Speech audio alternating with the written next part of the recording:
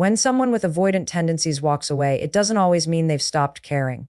Often, what's really happening is that they're overwhelmed with their own fears, their own insecurities, and the pressure of getting emotionally close. So what actually pulls them back? It's not begging, it's not chasing, it's not proving your worth. What makes the avoidant return is your ability to step back, take control of your emotional space, and shift the focus back to yourself. The moment you stop trying to fix them and start investing in yourself is the exact moment something changes in the dynamic. Your energy shifts. You're no longer desperate. You're no longer trying to close a gap that they are actively widening. You become calm, grounded, and completely committed to your own growth. That shift is powerful. It creates emotional safety because you're no longer crowding them. It creates curiosity because they start to see a version of you that isn't dependent on their validation. Avoidants come back when there is space, when they feel you're confident in your own life and not seeking to control theirs. They come back to emotional stability, independence, and authenticity. Most of all, they return to someone who has stopped making the relationship the center of their universe and has instead made themselves the priority. That's when they feel safe enough to reconnect, not to someone who needs them, but to someone who chooses them. When someone with avoidant tendencies comes back, it usually surprises people because it often happens after a period of silence, distance, or even apparent indifference. But the key reason they return is actually rooted in how they experience pressure.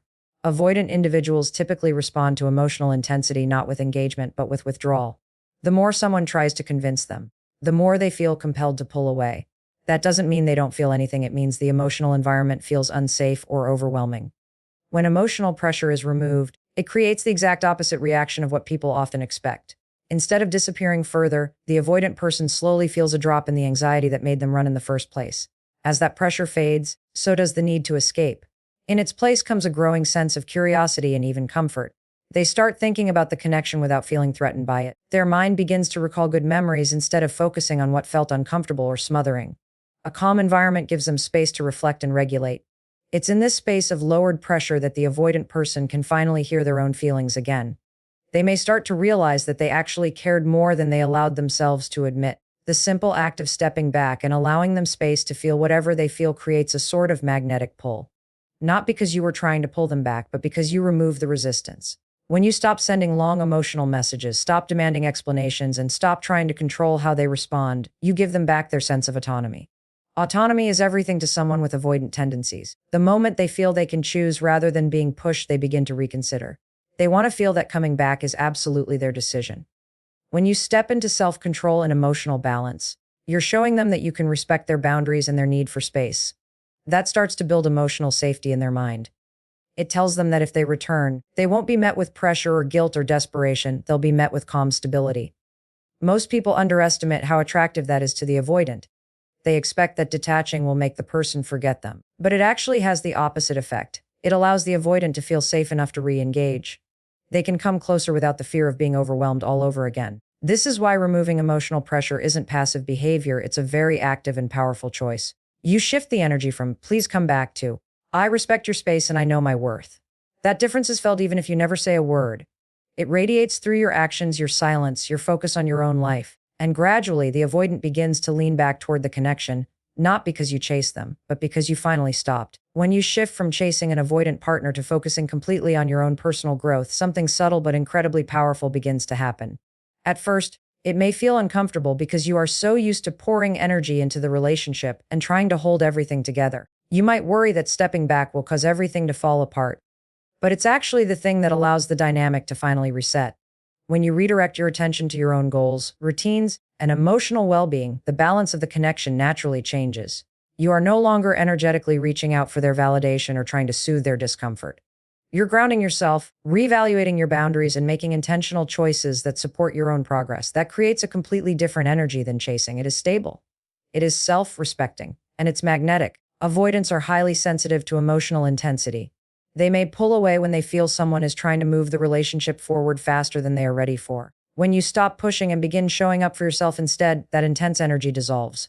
What replaces it is a calmer, more centered version of you. You're showing, through your actions, that your value isn't dependent on their response or their decision to stay. That shift in your mindset creates an energetic space that feels safe. There's no pressure for them to hurry back or reassure you constantly. They start seeing you not as someone trying to manage their emotions, but as someone completely capable of managing your own. That is compelling because it communicates strength and independence, two things that directly counter an avoidant's fear of being engulfed or controlled. As you grow emotionally, you naturally become more confident. You say no more easily to things that don't align with your peace. You increase your standards. You stay busy and engaged in your life instead of waiting around. You might reconnect with friends, pick up hobbies you had put on pause, or pursue new opportunities. You begin living with purpose again. From the outside, this looks like you've stopped needing them. And it's true in the best possible way. You've shifted from needing to choosing. And when an avoidant person senses that you are choosing yourself, they feel the pressure drop. They're not being cornered into showing up. Instead, they are being given the freedom to observe your growth and decide for themselves if they want to step back in. This change awakens their natural curiosity. You're not trying to convince them of your value anymore. You're simply living it. They may start checking in more, asking questions, or subtly reaching out to reconnect. They're responding to the fact that your energy feels grounded and self-contained. They can sense the difference. The focus is no longer on managing their reactions. It's on creating a life that feels fulfilling and aligned. And in that energy, they feel safe enough to reapproach. They move toward you because the environment has changed, not because you forced anything, but because you evolved. Avoidant individuals are not drawn to dramatic emotional displays or high-stakes conversations that demand immediate resolution. What actually makes them feel comfortable enough to re-enter a connection is a sense of emotional stability. When the environment around them feels balanced and non-reactive, their nervous system starts to relax. They don't feel like they have to defend themselves or maintain distance to protect their independence. Emotional safety is created when you remain grounded, even in the face of uncertainty. That means you aren't constantly reaching out for reassurance, you aren't reacting impulsively to their silence, and you're not trying to interpret every single behavior. You become more centered in your own energy. This creates a sense of predictability, not in terms of being boring or passive, but in the sense that you are predictable in your calmness and self-respect. The avoidant slowly realizes that being close to you does not equal being swallowed up by your emotions. In other words, closeness no longer feels dangerous. The difference between a needy response and a stable one is subtle but powerful. A needy response says, I can't regulate my emotions, so I need you to do it for me. A stable response says, I know how to regulate myself, and you're welcome to join me in this space when you're ready. That sense of grounded self-leadership is what the avoidant starts to respond to. They begin to see the connection as an option they can approach rather than a demand they have to fulfill. You start to feel more like an emotionally mature partner than someone who will place a heavy weight on their shoulders. As you stay consistent in this energy, they will notice that conflicts don't escalate like they used to.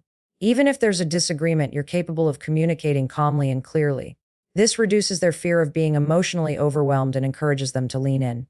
Independence is another crucial factor that creates the sense of safety. When your life is full and you're genuinely engaged in your own growth, it signals that you are not dependent on the relationship for your happiness.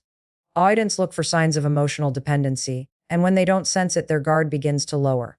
You become more attractive because you are thriving, not waiting. You are responsive, not reactive. You speak with clarity instead of seeking validation through constant questions or reassurance. It becomes easy for them to envision being around you again because you represent peace rather than pressure. Authenticity also plays a key role. You're not trying to present a perfect version of yourself or manipulate their perception. You're simply being your real self, honest, thoughtful, calm. That authenticity communicates trust. It tells them that if they return, they will be met with honesty rather than hidden agendas. Your emotional stability, independence, and authenticity together form an environment that feels different from what they ran from. It's not chaotic or emotionally charged. It's grounded and welcoming. And that's ultimately what makes them want to show up again. The turning point in dynamics with an avoidant often begins the very moment you stop trying to repair the relationship and instead start rebuilding yourself. At first, it feels counterintuitive. Your mind tells you that something has gone wrong, so naturally you try to fix it. You replay conversations and analyze every detail, hoping to find the right thing to say that will make them understand your feelings. But what you don't realize is that every attempt to fix the relationship is reinforcing the very thing that made the avoidant pull away in the first place: pressure. When you stop focusing on how to get them back and begin asking, how do I come back to myself, you shift into a completely different energy. You make a conscious decision to step out of the problem and step into your own power. When you redirect that energy toward yourself, you begin addressing the parts of you that feel abandoned or unworthy. You start reconnecting with your own needs, desires, and values. Instead of looking to the relationship to make you feel secure, you take active responsibility for your own emotional well-being. You might pick up practices that help regulate your nervous system: journaling, mindfulness, daily routines, exercise, or reconnecting with supportive friends and family. You choose to show up for yourself every single day regardless of what the avoidant is doing. That commitment starts repairing the trust you have with yourself. The more you invest in your personal growth, the less you feel the urge to monitor or chase the avoidant. You realize that you've been giving the relationship so much power over your emotional state, and withdrawing that power becomes an act of self-respect. As you grow stronger within yourself, you naturally become less reactive. You're no longer triggered by every bit of silence or emotional distance. You stop seeing their pull back as evidence that you're unlovable and start seeing it simply as their pattern. Your sense of identity becomes less tangled in their behavior. This emotional clarity allows you to engage from a place of calm. You begin responding rather than reacting. You're not ignoring your feelings. You're just not letting them control you anymore. This stable energy is actually what begins to create change in the dynamic. The avoidant starts sensing something different in you. You're no longer giving your power away. This transformation often happens quietly. You haven't made big announcements. You haven't told them you're working on yourself. You haven't tried to prove anything. You've simply done the work.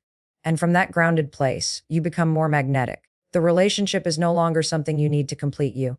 It becomes something you might be open to, if it aligns with your peace and growth. The avoidant, even if they don't articulate it, can feel this shift. When they no longer feel like the center of your emotional world, they feel free to approach. You've replaced a dynamic of emotional dependence with one of mutual choice. And that's when the tables truly begin to turn. What ultimately draws an avoidant person back isn't that you waited for them, or that you proved how loyal you could be. It's that you chose yourself first. There is a very real energetic difference between sitting in silence hoping they'll come back and standing in your own power knowing you will be okay whether they do or not. The former is rooted in fear. The latter is rooted in self-worth. When you step into a season of choosing yourself, it fundamentally changes the way you show up in the connection. You stop making their attention the center of your emotional stability. You stop interpreting their distance as a personal failure. Instead, you start genuinely prioritizing your own peace. And when you fully embody that mindset, it sends a very subtle but undeniable message. I am not waiting to be chosen.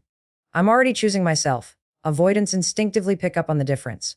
They know when someone is holding space for the connection in a healthy, confident way versus when someone is silently waiting and hoping for validation. Choosing yourself means you set boundaries where before you would have made exceptions. You say no to behavior that makes you feel disregarded. You speak honestly and calmly without trying to control how the other person might respond. There's a quiet assurance in your actions that says, I value myself enough to walk away from anything that compromises my emotional well-being. Strangely enough, that exact energy is what often awakens the avoidant's desire to re-engage. It's not because you became cold or distant. It's because you stopped centering everything around their comfort and finally started centering your own. When someone sees you thriving and grounded without their constant presence, it creates a healthy sense of respect. The avoidant person can now see that you are not driven by fear of losing them. They begin to recognize that being around you would be a choice, a privilege, even not an obligation or a default position. That experience activates their own sense of accountability. They become more reflective. Their thoughts shift from, I need space, to, what if I lose this person for good? But that question only arises when they witness you genuinely choosing yourself. Your independence reminds them that you are not emotionally dependent on them to be whole. You are simply open to connection as long as it aligns with your growth. Most people assume that taking this stance will make the avoidant assume you no longer care, but it often leads to the opposite outcome. When someone with avoidant tendencies no longer feels the weight of emotional dependency, they feel safe to come closer. They are drawn to the maturity and balance you radiate. You become emotionally attractive because you exist in a state of calm self-respect. And this isn't something that can be faked. It happens when you've really done the internal work.